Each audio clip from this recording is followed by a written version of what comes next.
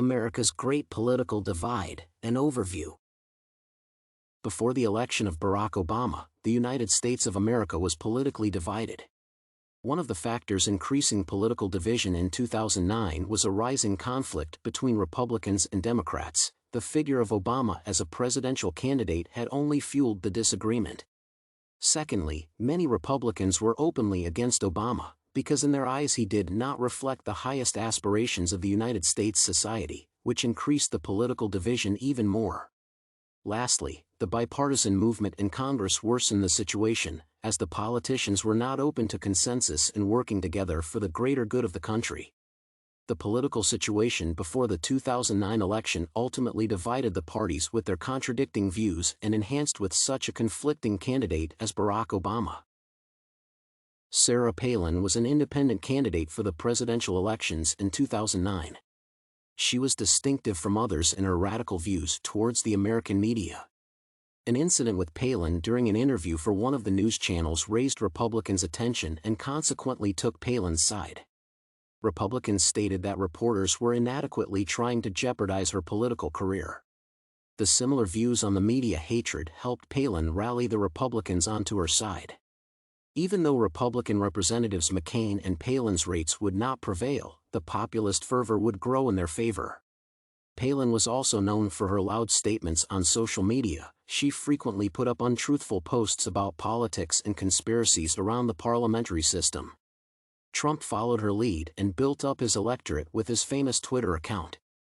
Donald Trump took on Palin's strategy and focused on providing his audience with his version of media. Stepping into the new position of president, Barack Obama faced one of the biggest financial crises in U.S. history. The American economy experienced larger declines than during the Great Depression. The new president tried to take cautious actions and find common ground with the bankers, which turned out to be a strategic mistake. The stock market was collapsing, and the government spent $1 trillion attempting to get Wall Street back on track. Moreover, the unemployment rate was rising, as well as foreclosure, and the middle class was furious. Citizens demanded punishment for the banking system. However, Obama was not ready for such actions. On these grounds, the Republicans created the Tea Party, as a statement against the president for siding with the rich and powerful, neglecting the middle class. The birtherism movement started with Obama's opponents' suspicions about his place of birth not being the USA.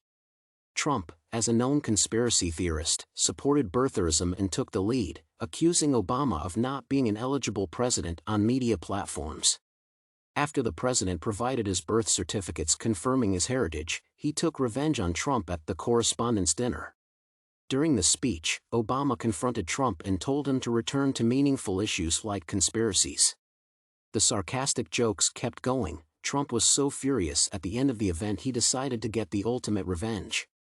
At the next elections, Trump promoted Romney's candidacy for the presidency post as a way of getting revenge and led an open nativist campaign against Barack Obama. However, winning the 2016 election was Trump's way of showing that he is capable of anything. Obamacare turned from a progressive medical reform into a significant liability for Democrats. The ACA left people with no choice of health provider and increased their spending on medical bills. Obamacare has never been sustainable and caused a lot of trouble for the Democrats. The conservative media were leaders in the open attacks on the president.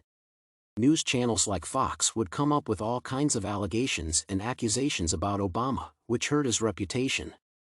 The conservative media were aggressively oriented toward Barack Obama, and Trump played a significant role in implementing it, as the owner of several prominent media outlets. The Republican Party divided after the 2012 election, taking two sides about the immigration issue.